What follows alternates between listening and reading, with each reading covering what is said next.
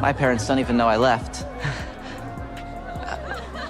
Ariana Grande and Ethan Slater's love story started in the worst possible way, with both of them ending their actual marriages basically overnight. The timeline literally does not add up. Ariana and her husband Dalton Gomez's separation became public on July 17, 2023. 3 days later, news broke that she was dating Ethan. 3 days. Meanwhile, Ethan filed for divorce from his high school sweetheart Lily J on July 26, 2023, just 9 days after Ariana's news dropped. And here's the part that genuinely stunned everyone. Ethan and Lily had a newborn baby boy who was barely 11 months old at the time. Lily literally called Ariana out publicly, telling sources, "Ariana's the story, really. Not a girl's girl. My family is just collateral damage." When a relationship begins with this much chaos, you can't help but wonder what was actually going on behind closed doors. Ariana Grande and Ethan Slater's biggest moments as a couple lined up suspiciously with Wicked promo every single time. They met on the Wicked set in late 2022 in London. They went public in July 2023, right when the press cycle was about to ramp up. Their first Instagram official moment, November 2024, at the Wicked Sydney premiere, with their faces deliberately not even visible in the post. Cute, but conveniently timed. Then between Wicked 1 and Wicked for Good, they basically disappeared together for months. Loud during promo, silent in between. Exactly the pattern a fake relationship would follow if it existed to support a film franchise. Real couples don't operate on movie press calendars. The connection between their visibility and the studio schedule was just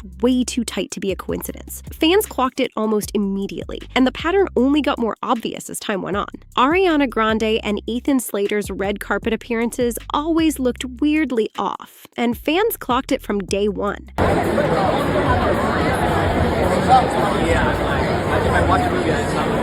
At the 2025 SAG Awards, they greeted each other with a handshake. A handshake! Two people supposedly madly in love after almost 2 years of dating. Body language expert Judy James literally called their interaction the most perplexing body language she'd ever seen, comparing it to old acquaintances or business colleagues reuniting after a long time apart. Then at the 2025 Oscars, expert Patty Wood pointed out that Ariana kept looking toward her mother Joan Grande for emotional support instead of Ethan. There were countless photos of them looking stiff, posing awkwardly, Ariana closing her eyes mid-hug, weird distances between them. For people who were supposedly inseparable behind the scenes, they never managed to make the public chemistry land convincingly. Genuine couples do not need to fake closeness. These two consistently did. Ethan Slater conveniently missed most of Ariana Grande's biggest career milestones, which is wild for a serious boyfriend.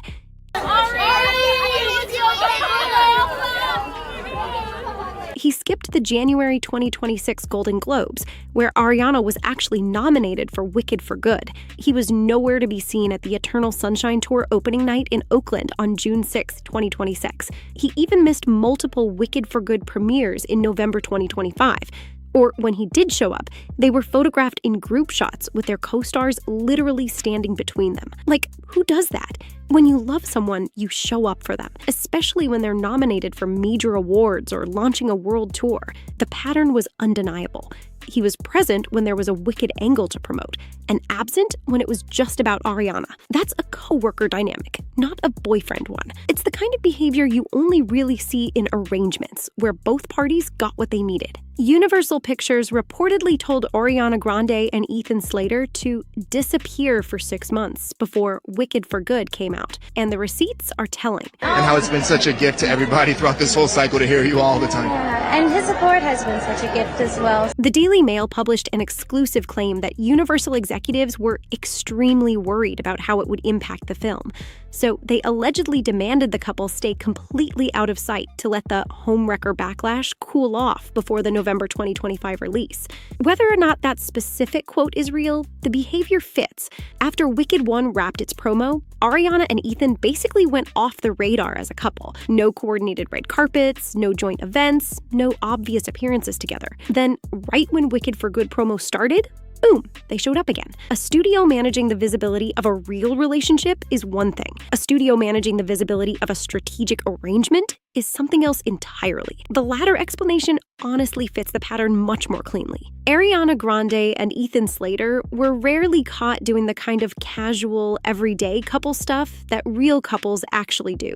Sure, there was a Disney World trip in September 2023, a 2024 Stanley Cup final appearance, some Broadway show outings, and a family dinner with Ariana's brother Frankie Grande. But that's basically it across almost 3 full years. No gym runs together, no grocery store paparazzi shots, no vacation photo dumps, no coffee dates, nothing that screams, we built a real life together. Most genuine celebrity relationships generate hundreds of candid moments organically over time. Ariana and Ethan's footprint felt curated, calculated, almost rehearsed. Even when they were spotted in public, it always looked like a planned outing meant for cameras, rather than two people just existing in love. The absence of normal couple content over years is a pattern that's really hard to dismiss as just being private. They were just never really living it. Ariana Grande and Ethan Slater's breakup announcement landed at suspiciously convenient timing on June 8, 2026, the same week the Eternal Sunshine Tour officially kicked off. Sources told People, TMZ, and E! News that the couple had quietly broken up several months ago. So why announce it now? A widely circulated Reddit theory blew up immediately, claiming the breakup news was deliberately released to deflect from intense online speculation about Ariana's weight and health during tour rehearsals. Honestly, it tracks.